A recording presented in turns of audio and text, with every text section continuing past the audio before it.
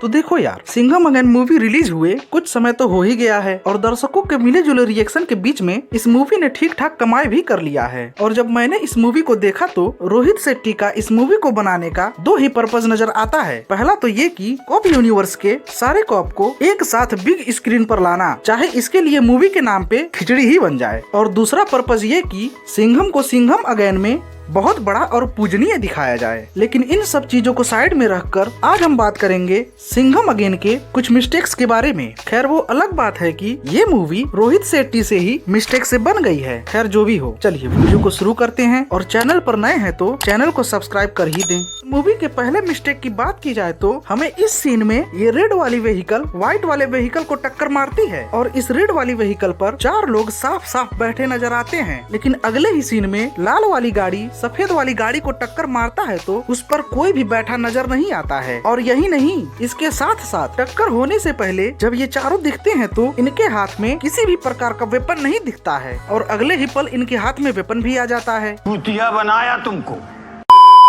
और वहीं इस सीन की बात की जाए तो इस सीन में शक्ति शेट्टी गुंडों से काफी आसानी से फाइट कर रही है और ऐसा लग रहा है कि गुंडे ही चाह रहे हैं कि आओ बहन मुझे मारो पीटो। और इसी फाइट के बीच में जब ये सीन आता है तो इसमें साफ दिखता है कि शक्ति शेट्टी गुंडे को काफी दूर से थप्पड़ मार रही है और ये गुंडा खुद आकर ही गिर जाता है कि ले बहन मैं फ्लैट हो गया। और इसी फाइट के अगले सीन में जब शक्ति शेट्टी इस गुंडे को सिर से पकड़कर दूर फेंकती है तो उस सीन के एंड तक शक्ति शेट्टी खड़े पोजीशन में आ जाती है। लेकिन जैसे ही अगला सीन आता है शक्ति शेट्टी दोबारा उस झुके हुए पोज में चली जाती है। यहाँ पे क्या हो रहा है? इन सब चीजों के बाद हम सब अपने नेक्स्ट सीन पर बढ़े तो इस सीन में टाइगर श्रॉफ बंदर की तरह गुलाटी मारकर गुंडों को मारने की कोशिश करते हैं। लेकिन मुझे लगता है कि टाइगर श्रॉफ को गुंडों को मारने के लिए कोशिश ही नहीं करना चाहिए, क्योंकि इस सीन में साफ दिखता है कि जब टाइगर श्रॉफ इन गुंडों को मारने ही वाले होते हैं कि ये गुंडे उससे पहले ही मार खाकर गिरने की तैयारी में लग जाते हैं। कीजिएगा, ये ठीक नहीं हो रहा साहब, आप गलत।